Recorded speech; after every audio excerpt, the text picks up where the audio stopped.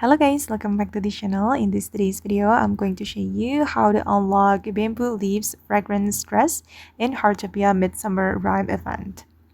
Okay, let's get into it guys. There is a new event which is called Midsummer Rhyme event, and from this event, you can go to the exchange store to buy special items.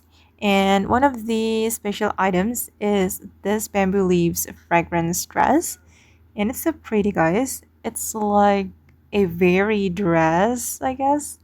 And if you want to buy it, you need to have 280 mugwort leaves. You need to farm this currency before you buy it.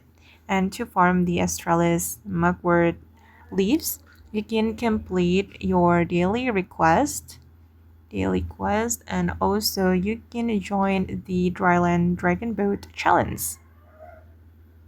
I'm still working on it guys. I haven't unlocked it yet. Okay guys, and that's how we can unlock the the bamboo leaves fragrance dress in Heartopia. I hope this video will be useful for you. Thank you so much for watching, and bye.